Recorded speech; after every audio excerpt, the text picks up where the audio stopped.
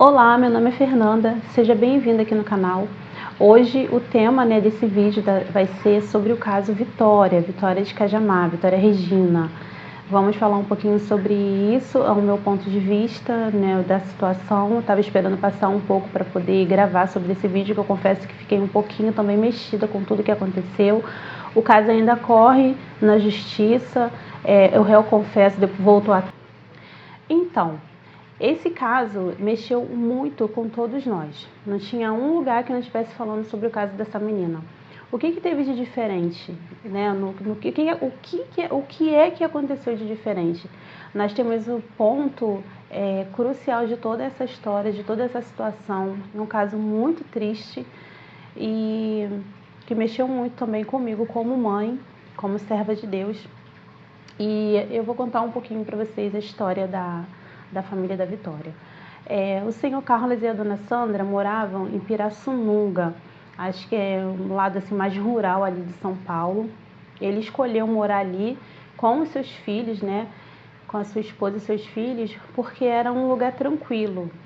Realmente, quando nós somos pais, a gente quer criar os nossos filhos em lugares tranquilos, que não tem assim muita agitação, sabe? Alguns riscos, coisas de pai mesmo para proteger os filhos, criar eles direitinho. E aí o seu Carlos foi morar ali com os seus 5 filhos, eles ainda não tinham a Vitória, acho que é o Douglas, Karina, Verônica, Everton e outro nome agora eu acabei me esquecendo, mas foram seus 5 filhos, eles moravam ali em Pirassununga. Conforme eles foram crescendo, ficou difícil de conseguir emprego para eles, porque o que tinha ali de trabalho mesmo era plantação, coisas assim mais rural, né? Então o seu Carlos decidiu mais uma vez, junto com a dona Sandra, se mudarem de lá. E aí o irmão do seu Carlos conseguiu para eles uma chácara ali em Cajamar. Foi onde eles se mudaram para Cajamar e não tinham ainda a Vitória. E acho que foram crescendo os adolescentes ali. Em 2005, aliás, eles foram morar em Cajamar em 2005 com seus filhos, e até então o lugar era tranquilo, um lugar gostoso assim de morar, como o seu Carlos gostaria, e tinha mais acesso ali ao centro ali de São Paulo, ali centro de Cajamar, para poder conseguir emprego, essas coisas. E no ano de 2007 chegou na família a linda pequena Vitória. Ela nasceu ali no Hospital Regional de Cajamar, uma jovem linda, mais uma princesa na família, porque eu observei que o seu Carlos teve 5 filhas e 2 filhos. Um, infelizmente, já falecido, Douglas, e as meninas, juntamente com a Vitória, e ficou 5, no caso, 5 filhos, 2 filhos e 5 filhas, no total de 7 filhos. E, infelizmente, eu acho que já em Cajamar mesmo, o seu Carlos perdeu o Douglas, e teve por um acidente de moto, enfim, o seu filho mais velho, primogênito, faleceu.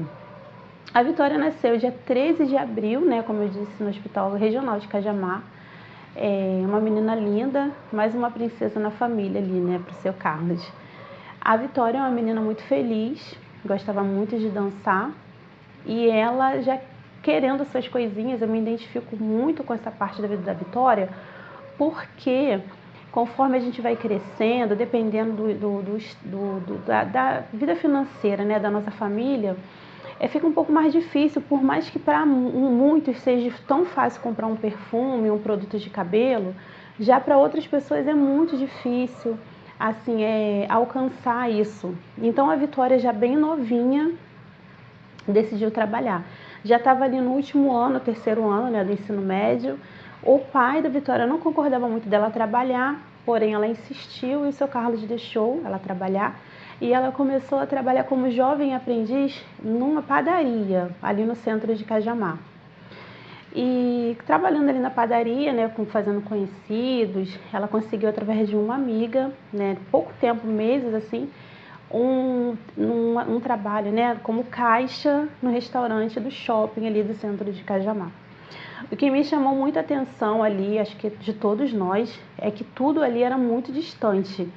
Para ela poder ir trabalhar e voltar, eram 2 ônibus que ela tinha que pegar, e ali a parte que eles moravam ali era bem deserta, sem câmera, sem luz direito, assim, bem arriscado. Porém, a Vitória, ela não ia trabalhar e voltava do trabalho sozinha, não. Seu Carlos trabalha como Uber e ele levava e ia buscar. Vitória não ficava andando sozinha, fazendo essa trajetória de 2 ônibus todos os dias, não. E então, o seu Carlos, ele nesse dia, infelizmente, né, Vitória, no dia 26 de fevereiro, um dia comum, como qualquer outro dia, Vitória acordou, foi trabalhar. Já no início, quando ela foi trabalhar, eu observei que o ônibus atrasou bastante. Porém, o seu Carlos estava com o carro, uma peça do carro do seu Carlos estava quebrada. E ali, pela redondeza, ele não conseguiu consertar esse carro. Teve que pedir, aqui em casa a gente faz muito isso, pedir pelo Mercado Livre, Shopee. E essa peça não ia dar tempo de chegar a consertar o carro para poder levar a Vitória tampouco buscá-la. O ônibus atrasou um pouco, Vitória, mas conseguiu, né? O ônibus atrasou um pouco, mas ela conseguiu chegar ali no seu local de trabalho. E durante o dia, né, a rotina da Vitória, falar com o pai, eu acredito que ela estava muito feliz com esse trabalho, porque ela já estava deslumbrando. A gente sabe como é isso. A gente fica deslumbrando que vai comprar, as coisinhas que vai comprar, até mesmo ajudar em casa. Por mais que os pais da gente às vezes não aceitem, né, mas a gente fica com aquela alegria, vou poder ajudar em casa com alguma coisa que faltar, vou poder comprar uma lembrancinha para os meus sobrinhos, essas coisas que a gente pensa, ainda mais menina, né? Pensa muito isso. Eu observei que a Vitória, ela tinha um cabelo, né, muito lindo, lindo mesmo, parecia uma índia. De todas as filhas, né? Todas elas, a Vitória não é diferente, ela é muito parecida com o seu Carlos. Mas os olhos eu identifico que é da Dona Sandra. Os olhinhos dela era da Dona Sandra. Que Deus conforte seu coração, Dona Sandra. Então, a Vitória, ela foi trabalhar, foi um dia comum, fora esse acontecido aí do carro, da peça do carro ter quebrado. O que acontece? Ela foi trabalhar, teve um dia comum como o outro, né, como os outros, mandou mensagem para o pai, foto para o pai. Ela tinha uma ligação bem legal com o pai dela. E só que o pai, né, na parte da tarde, ele mandou mensagem, falou: Vitória, eu não consegui a peça do carro, o que você vai fazer? Seu Carlos sugeriu que ela dormisse na casa da irmã, mas conforme tudo aconteceu, a gente fica pensando, por que ela não dormiu na casa da irmã e tal? Mas a gente sabe que a gente nunca imagina o que vai acontecer em um dia. Esse dia da Vitória foi um dia comum, mas a gente nunca imagina o que pode acontecer, não é mesmo? E ela foi trabalhar, como eu já disse, né? Teve ali o dia normal, falando com o pai. E aí, ela trabalhava no shopping, né? Às 11, 10 horas, se eu não me engano, ela terminou ali o trabalho dela e foi para a sua casa. Até então, essa trajetória era isso que a gente esperava, que a Vitória conseguisse chegar na sua casa. E foi assim que todos esperávamos, que a Vitória tivesse uma rotina como um dia normal em sua vida e ela chegasse em casa no horário, né, esperado. E a Vitória fez uma postagem no seu Instagram, bora para casa descansar que amanhã tem mais, no story do seu Instagram, uma mensagem bem legal, assim, no sentido de que, né, uma menina tão novinha, chegando do trabalho, falando em descansar, que amanhã teria, né, novamente que ir trabalhar, feliz. Porém, não sabíamos nós, né, ninguém imaginava que a Vitória estava sendo talvez monitorada, talvez vigiada. Assim, né, pelo menos é o que todos nós imaginamos devido às circunstâncias da situação. A Vitória pegou um ônibus e ela aparentemente já estava com bastante medo, porque no ponto do ônibus, eu acho que foi na segunda parada, ela pegou o primeiro ônibus, não, foi na primeira mesmo, ela pegou o primeiro ônibus e nesse primeiro ônibus entrou 2 rapazes, ela estava um pouco assustada, daí você vê que não é costume da Vitória andar sozinha de ônibus. E ela estava conversando o tempo todo com uma amiga, porque já no ponto do ônibus passou um carro e 2 rapazes mexeram com ela. A Vitória era uma menina muito bonita, com certeza chamava atenção onde quer que ela ia. E eles mexeram com ela ali, brincaram com ela, e ela ficou um pouco com medo, e nisso ela estava ali conversando com a sua amiga no celular, e a sua amiga em algum momento falou: Vitória, você tem que contar isso pro seu pai. Muita gente ficou especulando que ela estava escondendo alguma coisa do pai. Eu entendi que a amiga dela estava falando naquele momento ali, o que estava acontecendo ali. Porque, de repente, se o Carlos conseguiria um Uber, alguma coisa, né, do tipo, avisava as filhas para ir de encontro a ela no ponto do ônibus, não sei. Mas eu entendi dessa forma, né? Se eu estiver errada, por favor, me perdoe, mas eu entendi isso, que a amiga estava falando que ela deveria contar para o pai o que estava acontecendo ali naquele momento, até porque o pai estava em casa esperando ela chegar. Então, esses 2 rapazes, né, estranho, a menina falou, tira uma foto e tal, mas não tinha como ela tirar foto, a pessoa ia perceber. Tarde da noite, a pessoa com o telefone virado, com certeza eles iam perceber, e ia ser constrangedor, até porque os meninos não estavam monitorando ela, não estavam seguindo ela, eles simplesmente entraram no ônibus, mas como já era tarde da noite, Vitória estava com um pouco de medo, ela não tinha esse costume de andar sozinha. E aí, graças a Deus, assim, né, ela disse, os rapazes desceram do ponto e ela pegou um outro ônibus, e esses rapazes não pegaram o ônibus que ela, né, o segundo ônibus. E aí ela, né, conversando com a amiga ali, e aí em algum momento essa conversa cessou. A Vitória, quando ela chegou no ponto ali, que ela desceu ali perto da sua casa, não era longe da sua casa, a Vitória foi cruelmente arrebatada. Enquanto isso, a sua família em casa, desesperada, esperando, né? Porque deu a hora e a Vitória não chegou. Eles deduziram que o ônibus poderia ter quebrado. Isso acontece mesmo, acontece muito, até porque nesses lugares mais rural assim, a empresa não tem muito cuidado com os ônibus. Não sei se seria esse o caso, mas foi o que eles pensaram, e eles ligaram para a garagem da empresa. E eles comunicaram para o pai que estava tudo bem, o ônibus quebrou, estava tudo ok. Então, aonde está a Vitória? Aonde está a Vitória? É onde você tem ali uma ideia, né, de como era a rotina dessa menina. Se ela fosse uma menina, vamos colocar assim, destrambelhada, voada, os pais iam pensar, ela deve estar na casa de algum coleguinha, deve ter ido em algum lugar depois do trabalho. Mas esse não era o costume de Vitória. Então o pai, a família logo se desesperaram, desceram e começaram a procurar a Vitória. Deu meia-noite, 1h da manhã e nada. Eles foram até a delegacia, contaram, né, do ocorrido, fizeram lá um boletim de ocorrência, eu acredito, né, que foi assim. Porque assim, às vezes, eu não sei lá em Cajamar, mas tem lugares que para a pessoa desaparecida tem que dar X tempo para poder você fazer um boletim. Mas eu acho que no caso da Vitória não foi assim. Essa parte é muito angustiante para mim poder falar, porque dói muito, a gente sente a dor da família, todas as famílias, né? Porque hoje está acontecendo tanta coisa que você não consegue respirar, já tem um outro caso assustador acontecendo. Mas o que me chamou a atenção foi isso, se a Vitória tivesse uma rotina de uma jovem que não tem muitas responsabilidades, esses jovens que não obedecem pai e mãe, eles não teriam se desesperado logo no início, eles já sabiam que alguma coisa tinha acontecido com a Vitória. E aí foram à delegacia, primeiro dia nada, segundo dia nada, aquele desespero. Nós acompanhamos, pelo menos quando esse caso veio até mim, ainda não tinha encontrado o corpo, né, da Vitória.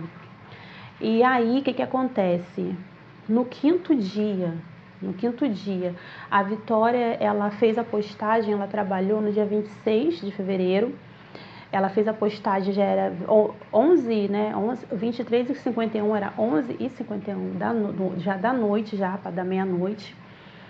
E dia 1º, dia 2º, né, 1º, 2º, 3º, 4º, 5º, aqui de desespero, de desesperança, de esperança, e por fim, o corpo da Vitória foi encontrado.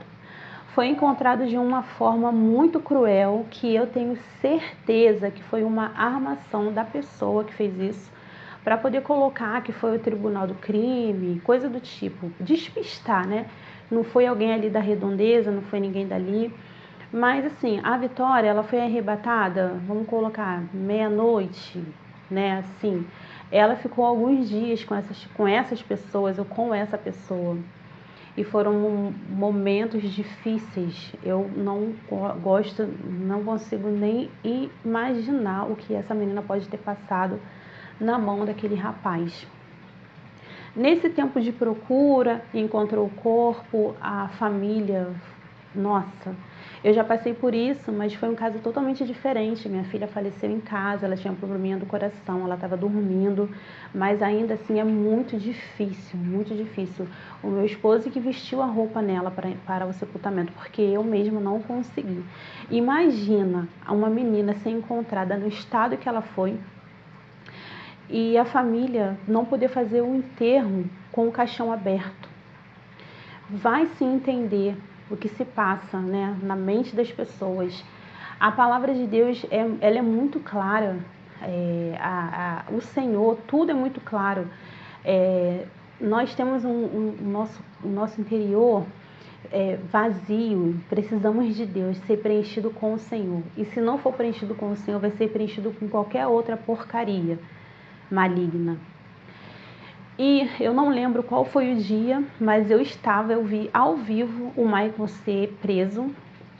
E eu acredito que esse período que estávamos todos ali procurando, e nós em casa torcendo junto naquela esperança de ainda encontrar a Vitória viva, ele continuou sua rotina de trabalho para que ninguém desconfiasse.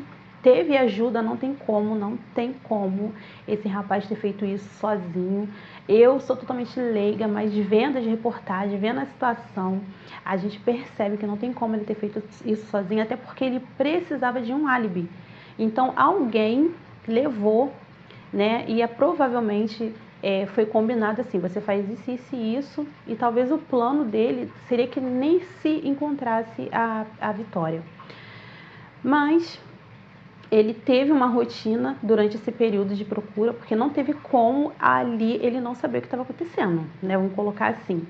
Então, provavelmente isso foi feito à noite, porque na mídia, estava sendo tudo divulgado erroneamente, uma confusão. Teve coisas que você ficava assim, como assim? Perplexo, né? Com o que estava acontecendo, com o que estava sendo divulgado. Eu confesso que eu estava achando que a polícia estava fazendo isso para despistar, né, até mesmo porque eles estavam ali já sabendo o que aconteceu, mas infelizmente não foi nada disso. E aí o Michael foi preso e ele negou, né, negou no início, porém a gente sabe que foi ele. Só que a família, ela quer justiça e que seja feita a justiça, né, ele e quem o ajudou, porque o que foi feito com essa menina não tem nenhum tipo de crime, né? Tem alguma lógica, mas o que ele fez foi totalmente cruel. O disfarce, né? O que ele, enfim, é uma situação muito complicada, muito difícil. Porém, segue-se injustiça, né? Tá na justiça ainda, a família está correndo atrás, mas eu, assim, tenho uma visão bem específica dessa situação toda. Eu acredito realmente que ele fez isso para despistar. Ele tinha um amigo que ele poderia confiar e ajudar ele com essa situação toda. Eu não sabia, por esses dias que eu entendi que a casa onde provavelmente foi o cativeiro era onde ele morava. Era a casa que ele morava. Ele iria se mudar dali. Então, provavelmente ele bêbado, bebendo com os amigos na rua, viu a hora que a Vitória chegou, deve ter mexido com ela, alguma coisa do tipo, bateu nela, provavelmente, e a levou para o cativeiro. Já provavelmente planejado, não sei. Porém, ele negou no início tudo, mas acho que é muita oração, muita intercessão, muitas pessoas torcendo, pedindo justiça, clamando, né, tanto a sociedade a Deus como a polícia. Ele foi preso, eu lembro quando ele foi preso ao vivo, eu estava assistindo, e passados uns dias ele confessou todo o crime. Ele confessou tudo que ele fez, claro que colocando ali justificativas horríveis na situação. Por exemplo, ele disse que ele e a Vitória tiveram um caso e a Vitória estava ameaçando contar para a esposa dele. Sinceramente, a Vitória, ela não tinha esse perfil. E ele é um rapaz muito feio. Se ele ainda tivesse uma aparência, a gente coloca assim, ela estava, né, porque é uma jovem, mas não, nem aparência ele tinha, ele é assustador. Agora que ele está preso, tem uns vídeos, um vídeo, né, uma reportagem que o Cabrini fez com ele está pavoroso. Agora ele está pior ainda, porque ele está mais gordinho, né? Infelizmente a cadeia está fazendo bem para ele, porque ele era bem magro, bem acabadinho, e agora ele está fortinho, coradinho, infelizmente está bem, né? E a família sofrendo aqui fora. Porém, no meio dessa situação toda, a polícia também provavelmente já estava já saturada de tudo que estava acontecendo, fez algumas promessas a ele na expectativa dele confessar o crime. E ele confessou. Tem vídeos aí, depois vocês procuram. Ele confessou detalhadamente o que ele fez, no sentido assim, claro que não foi como ele está falando, até porque ele disse que enterrou o corpo e disse uma coisa ou outra, que não tem nada a ver, assim, eu que não entendo nada disso, dá pra ver que ele está mentindo de uma forma para ele não ter outro tipo de pena, porque cárcere privado, né? Ele está tentando fugir desse cárcere privado e do feminicídio, talvez, não sei. Estranhamente, ele está ocultando alguém, a pessoa que ajudou ele tá ocultando e assumindo tudo isso sozinho. Ele confessou, e eu acredito muito que foi de Deus ele confessar, porque agora a gente sabe que foi ele, só que não foi sozinho. Ele confessou, o vídeo é incrível, ele contando com frieza, detalhes do que supostamente aconteceu, que ele na verdade, né, que é mais assustador ainda, porque ele realmente sabe o que aconteceu, então ele conseguiu ser frio e contar com riquezas de detalhes, tudo que aconteceu. Mas logo após essa noite, ele disse que foi pressionado a confessar que não foi ele, que ele não sabe quem fez, o que não foi ele e pronto. Na entrevista com o Cabrini, você já vê ele com como que eu posso dizer, ele foi educado a falar de uma forma evasiva. Você vê muita diferença no caso, ele falando, né, lá sozinho, ele não sabia que estava sendo filmado, quando ele percebeu que estava sendo filmado, já era tarde, ele já tinha falado bastante coisa, e com o Cabrini, né, o Cabrini foi bem enfático nas perguntas, e enfim, e o Michael totalmente frio, nem aí para nada, já fez o que tinha que fazer, agora segue ali o crime e logo logo ele está solto. A família do seu Carlos e a dona Sandra e seus filhos estão correndo atrás de justiça. A Vitória, não estou justificando não, tá bom? Mas a Vitória estava vindo do trabalho, ansiosa para chegar em sua casa e descansar para no dia seguinte voltar a trabalhar. Ela já estava um pouco assustada, porque passou um carro mexendo com ela e depois entrou 2 rapazes no ônibus, então isso já estava deixando ela um pouco assustada. Provavelmente, já tranquila, chegando em casa, acontece algo desse tipo. Deve ter sido assustador, essa menina deve ter ficado desesperada, a gente não consegue, não dá nem para imaginar o que pode, né, ter se passado ali no coraçãozinho da Vitória. Mas eu creio, porque a Vitória conhecia a palavra, a Vitória provavelmente, eu não sei, poderia estar não afastada ou talvez afastada da igreja, mas ela conheceu a palavra e nos seus últimos momentos ali eu tenho certeza que ela foi salva e hoje ela está nos braços do Pai. Eu desejo para a família conforto, consolo do Espírito Santo, porque só Ele pode consolar.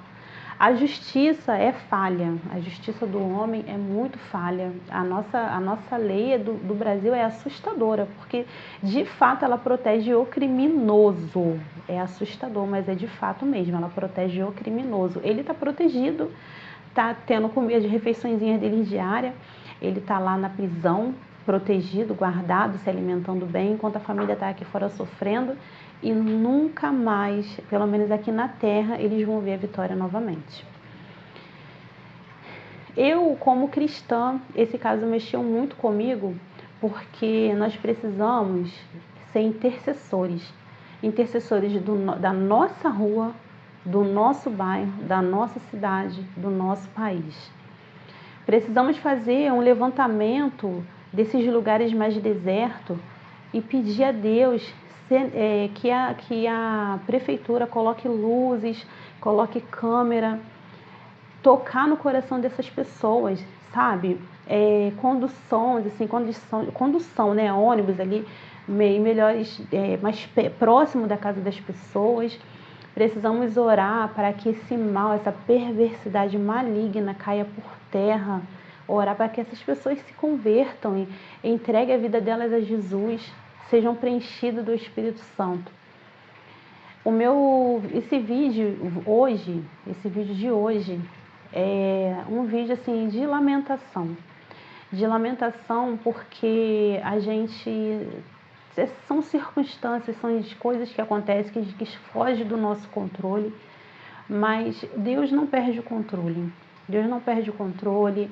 Você que pode estar passando por algum momento difícil, ore ao Senhor, procure uma igreja. Você que perdeu um ente querido também, dessa mesma forma, que Deus conforte seu coração, que você possa ser alcançado pelo Espírito Santo de Deus, ser preenchido por Ele.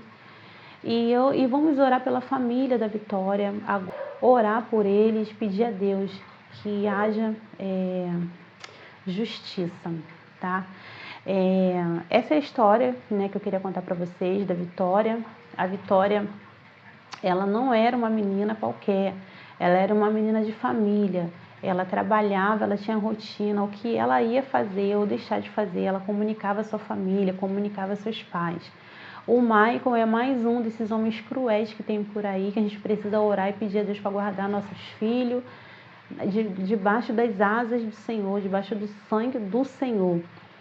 Vamos orar e interceder pelo nosso estado, pela nossa cidade, pelo nosso país, em nome do Senhor Jesus.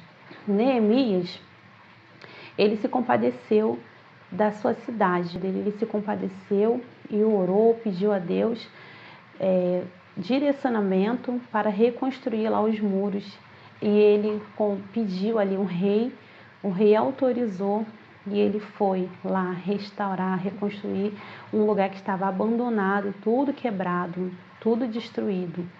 É assim que a gente tem que fazer, temos que nos levantar como Neemias para interceder, construir, reconstruir os muros da nossa cidade, da nossa nação. Amém? Fique com essa palavra, eu espero que vocês tenham entendido e percebido assim, conseguido entender a minha mensagem.